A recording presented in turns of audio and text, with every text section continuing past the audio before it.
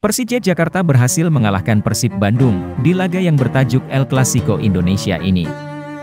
Di menit 7, corner kick Witan Sulaiman berhasil diterkam oleh Muhammad Ferrari, namun bola masih menerpa gawang Persib. Lanjut di menit 35, crossing Rico Simanjuntak berhasil menemukan Aji Kusuma, tapi sundulannya belum berbuah gol. Di injury time babak pertama di menit 48, sontekan Rico Simanjuntak berhasil menembus gawang Persib Bandung. Selanjutnya di menit 50, David Da Silva hampir membuat gol buat Persib untuk menyamakan kedudukan, namun gagal. Rico Simanjuntak rupanya berhasil membuat assist di menit 71, untuk gol yang dibuat oleh Michael Kremencik. Laga klasik ini sebenarnya berlangsung super ketat, intens dan relatif berimbang selama 90 menit. Tapi jika memang demikian, kenapa akhirnya Persija bisa bikin 2 gol, dan Persib gak sama sekali? Karena memang terjadi sesuatu yang cukup membingungkan di Persib Bandung, yang ternyata akhirnya membuat hampir semua pemainnya gak maksimal. Persija kali ini bermain dengan formasi 3-4-3 seperti biasanya. 3 back di lini belakang, 2 pemain aja di lini tengah yang ditambah 2 wingback, lalu 3 pemain di area depan. Sedangkan Persib Bandung menyiapkan formasi, yang di atas kertas merupakan 3-5-2.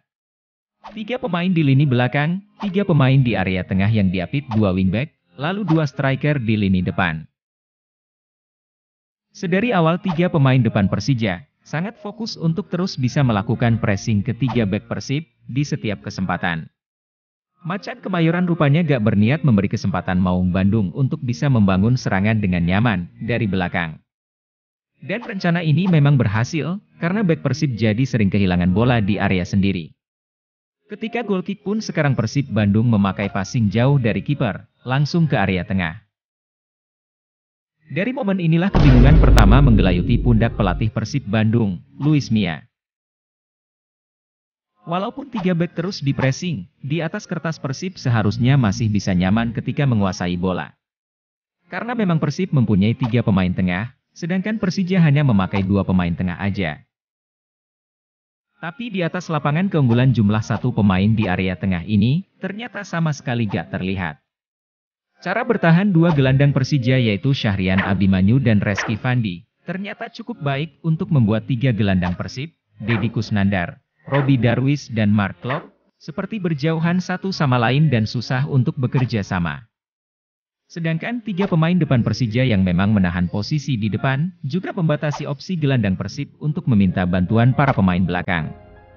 Bola serangan Persib pun dipaksa hanya bisa maju ke depan, meski para pemain Persib sebenarnya dalam keadaan terkawal.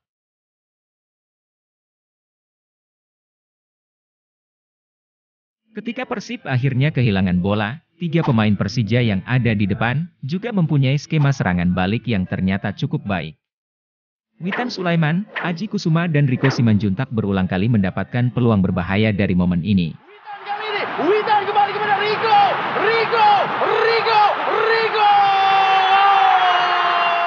Kebingungan kedua Luis Mia terjadi ketika timnya dalam fase bertahan. Persija memang cuma memakai 2 pemain tengah. Tapi 2 wingernya yaitu Witan Sulaiman dan Rico Simanjuntak, ternyata cukup fleksibel dan efektif ketika memainkan perannya. Winger bisa tetap di sayap berkombinasi dengan wingback, untuk memanfaatkan pertahanan Persib yang memang kali ini gak memiliki winger. Lalu winger Persija juga bisa bergeser ke tengah, dan mengincar ruangan kosong di antara back dan gelandang Persib. Aksi Rico dan Witan di ruang antar lini pertahanan Persib Bandung tersebut, sempat menghasilkan peluang syuting jarak jauh. Persib terus coba berbagai cara untuk menghentikan serangan Persija ini. Dimulai dengan lebih menunggu di area tengah.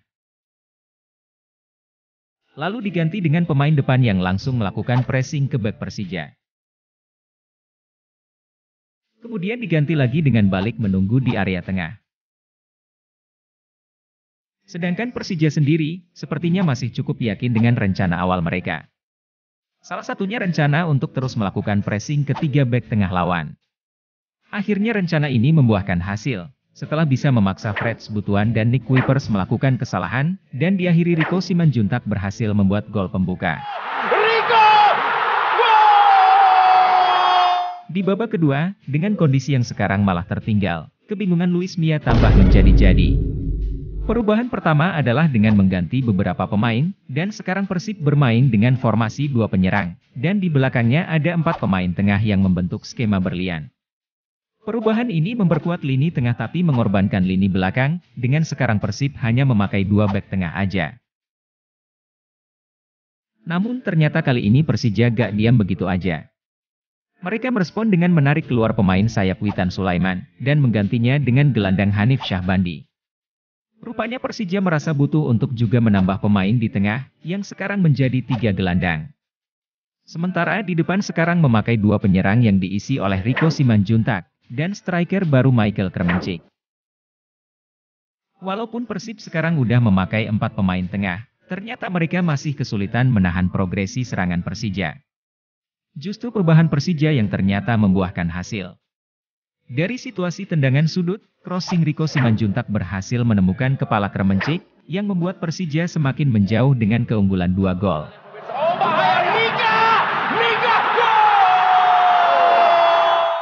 Karena semakin tertinggal, Luis Mia seakan semakin terperangkap dengan kebingungannya. Dia kembali melakukan pergantian pemain, dan formasi Persib pun ikut berubah lagi. Kali ini Maung Bandung memakai 1 striker, 2 pemain sayap, dan pemain tengah berkurang menjadi 3 aja. Namun perubahan terakhir Persib ini sepertinya yang paling efektif. Persija yang sekarang gak memiliki winger, dan wingbacknya jadi sendirian aja di sayap, bisa dieksploitasi winger Persib dalam situasi 1 lawan 1. Maung Bandung mendapatkan beberapa peluang matang, namun sial untuk Luis Mia. Pemain Persib masih belum juga mampu untuk menyelesaikannya menjadi gol balasan. Timnas Indonesia terlibat battle taktik super gila melawan Burundi, yang analisanya bisa disimak di video berikut. Klik like dan subscribe, lalu nyalakan tombol lonceng untuk selalu dapat update terbaru dari channel Dribble 9 ini.